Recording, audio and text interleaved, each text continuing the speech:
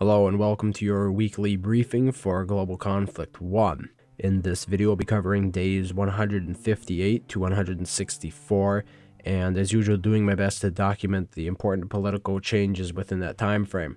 Right, so I have a clarification to make. In last week's video, I said that the Anthrax Raise group was formerly of House 7. One of the players in that vicinity mailed me and told me that they had actually been in House 2 before they left and joined House 10.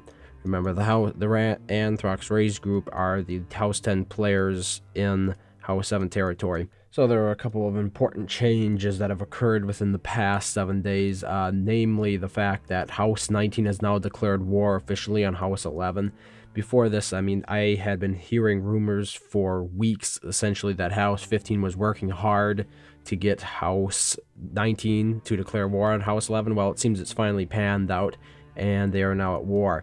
And due to this, there were about 3 factions that left House 9. Because they wanted to go ahead and fight House 15 as well as House 19. So that's the reason why you're seeing additional House 11 held counties on the map now. Some rather interesting news coming from House 11. Apparently Dave 1's faction has left. They've gone neutral, and I'm not sure what their plans are going forward from here, but it's rather interesting that they would leave House 11 just as House 19 declared war on them. So I believe last week we talked a little bit about the reorganization of House 15. As of now, the old House Marshal of House 15 has been ousted, and the Vengeful has been put in as a replacement. And hopefully this will sort of solidify the leadership of that house, because one of the biggest weaknesses of House 15 has been the sort of democratic way they go about deciding things.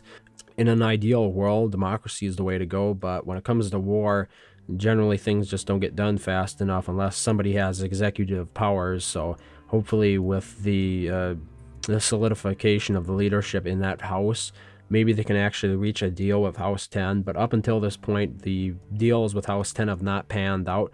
A lot of it, what has been going on is House 15 were sort of stonewalling. They didn't want to tell House 10 what they exactly needed in a peace deal, which made it difficult for House 10 to actually put something on the table that House 15 would be agreeable towards. But they have been in peace talks, and it might work out. I'm very skeptical of it at this point, because House 15 has said that they're not interested in fighting House 19 anytime in the near future, which also puts in jeopardy the defensive pact between House 15 and House 7.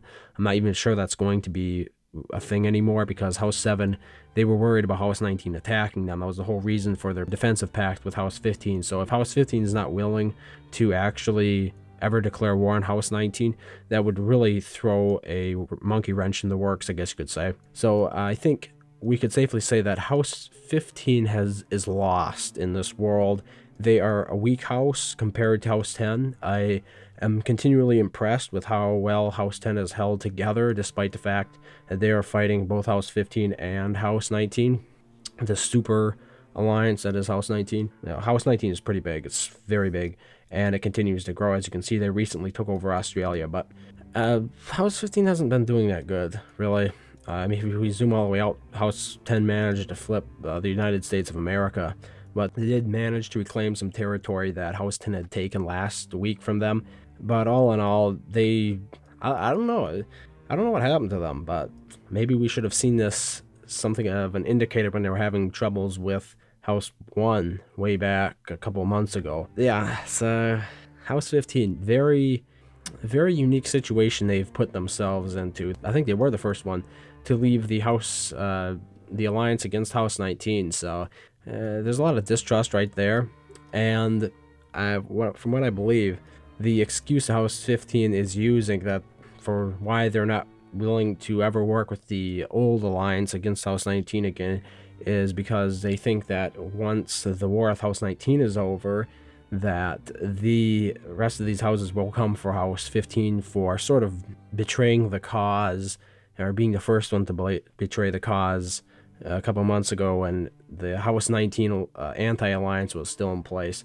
Personally, I don't really see this as a concern, because House 19, even at its weakest, still held massive territory in Russia, and just the sheer amount of parishes in here makes it very difficult to effectively invade. Do you think anybody what other houses are going to effectively invade Siberia, for example? It's not going to happen. Okay, and I've had at least one player say that I should go ahead and do the points for the houses. I did previously put the points in the description below the video, but apparently that was confusing to some people, so I'm just going to put it right here in the video. You can see, you can pause the video right here and see the points that all these different houses have currently. I've also seen players suggest that the world will die if the houses don't come together against House 19. I personally am of the belief that this world, Global Conflict 1, will remain plenty active, and the first nail in the coffin will be Global Conflict 2, which Firefly will probably launch sometime during 2016. I would guess second or third quarter, but that is not official at all. I have heard nothing from Firefly on that front, so that is just me speculating purely on my own, because we know that Firefly releases a couple of worlds every year, so I think we're going to have to see a Global Conflict 2. I think it's inevitable at this point, and with Firefly launching the mobile apps for the game, there will probably be an influx of players, and they'll probably want to launch a world that coincides with that, a new world for a lot of these players to join, to sort of get a new start with the rest of the world, because one of the things that can turn off new players is joining a really old world. When the world is 6+ months old and a lot of players are prince already, it generally doesn't go so well for new players. So with that out of the way, let's take a look at the country changes. Now, as I noted a little bit earlier, the USA has flipped from House 15 to House 10. Obviously, this is not going to be long lasting, but it's kind of funny nonetheless. Colombia has flipped from House 10 to neutral. Chile has flipped from House 10 to neutral. Brazil has flipped from House 10 to House 15. Turkey has flipped from House 11 back to House 18. The Philippines have flipped from neutral to House 19. Australia, as I pointed out, has flipped from House 9 to House 19. Algeria has flipped from neutral to House 19. And Libya has flipped from House 17 to House 19.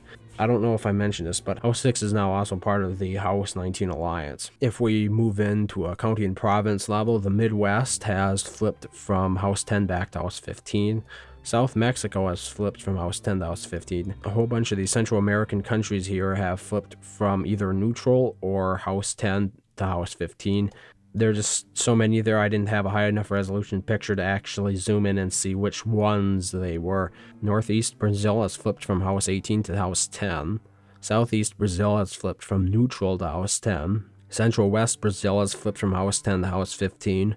Portugal has flipped from House 5 to House 10. Uzbekistan has flipped from House 9 to House 5. South Korea has flipped from House 11 to neutral. And the Central African Republic has flipped from House 9 to House 19. A lot of the other house changes you see are due to players leaving House 9 and joining House 11 here in Africa. I think that pretty much covers everything for this week. It was a little bit less organized than usual. Well, thank you very much for watching as always, and I hope to see you next week.